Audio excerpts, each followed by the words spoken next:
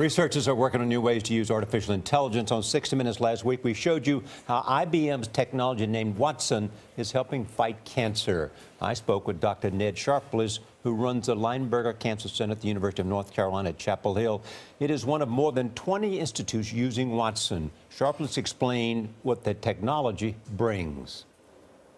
They taught Watson to read medical literature, essentially, in about a week. It was not very hard. And then Watson read 25 million papers in about another week. And then it also scanned the web for clinical trials open at other centers.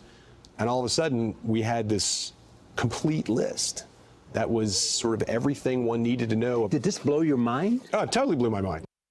Watson's cognitive computing will now be available nationwide for the first time. IBM CEO Ginni Rometty is with us. Welcome.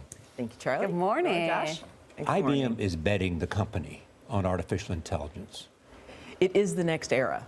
I mean, just think of this, and maybe an easy way to think of it is, this is the third era of technology that's really all we've ever known. The first was machines that counted, and the second was things that were programmed. And that's everything you know today, your cell phone, anything, you program it. This is a whole generation of systems that they learn. And they just learn. You don't program them. And so what are the uses? But we'll talk about medicine in a moment. But yeah. what new world is it opening up? To me, this is a world that's going to solve so many problems that aren't solved. And so, as I always say, we'll solve the unsolvable, like healthcare, like risk, like food safety. And on the other side, everyday life. In fact, I've really been bold. I think in the next 5 years, you'll use this kind of technology to make almost any important decision. And it could be around the weather, it could be around education, it could be around shopping, but at the other end, it will be about risk, finance, whether it's anything to do with anything complex in a system in our world that's out there. It will affect everything. Everything. And so what is IBM and Watson doing with Quest? So this is a great, I know you just showed the clip from 60 Minutes, which was a little bit of a introduction into this, but we've been working, and one of the first things we did with Watson was work on healthcare. So we just announced Watson Genomics with Quest.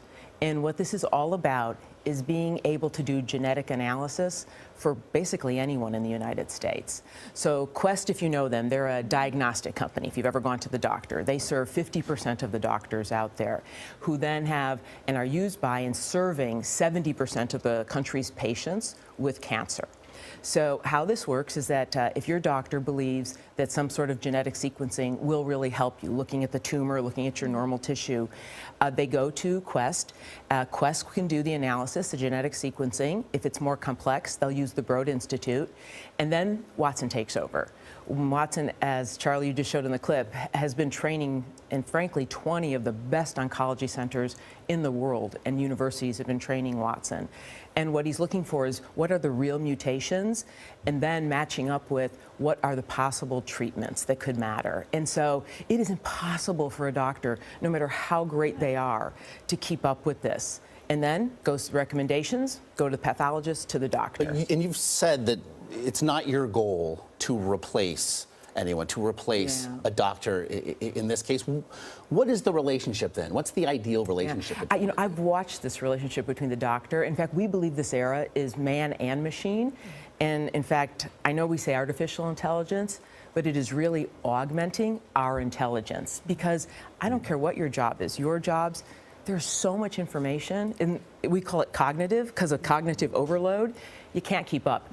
In healthcare, 8,000 papers a day. And another great statistic, in the healthcare system, there is 3 million times more data than all books ever written. So what's a doctor going to do? Yeah. And so this idea I see, and I've watched it with the oncologists, it's very collegial. It's back and forth, because you're testing your ideas and your thinking, and that's how I see it working in almost every profession. I have to ask this because we promoted this question.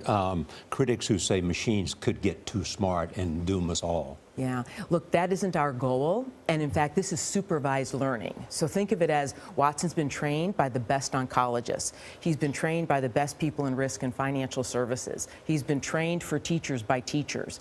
And so this type of technology, when I say augmenting, it's been trained. You have all this data. But you talk to everybody. Are we going to reach a point in which machines are smarter than humans? I don't think we're going to reach that point anytime soon. And this will bring so much more benefit. This is an area, and it's our goal, that this is supervised learning, and it is man and machine. Yeah, that's what Yeah. IBM always says. It's man plus man machine. and machine. Yeah. And that is what we see really playing out. Yeah, Elon Musk has called artificial intelligence like summoning the demons, the concern that they could some point become Yeah. smarter than humans. But I think of Watson as more of sharing information and processing all that information more quickly so that doctors... That's what it is. The Yeah. rapidity and the velocity of the ability to assimilate information blows your Yes, mind. and the part people forget, it's the different kinds of information. It's one thing to have things written down, but it's very different because Watson has learned to read x-rays, images, photos, pictures, movies, tweets, sensors. That's really the difficult part. And this opens Pull it up together. personalized medicine for everyone. It does. In fact, and it's more than personalized medicine. It'll be personalized medicine for everyone. In fact, that's actually the meaningful part about this Quest diagnosis. This really scales this kind of technology in a way it's accessible to everyone. And that to me is important. Because, by the way, this kind of technology and when you do genomic sequencing, it's typically for late-stage cancers, stage 3, stage 4, and they're really difficult. And they're difficult to find what is, and if you've known anyone, you've always said, are we sure we've looked at everything? Right. And this is one way to do that. Thanks, Jen. Yeah, Great to see you. and the end goal that we can cure cancer more quickly. Absolutely, taking cancer head on. Jenny, thanks so much. Great to have you here.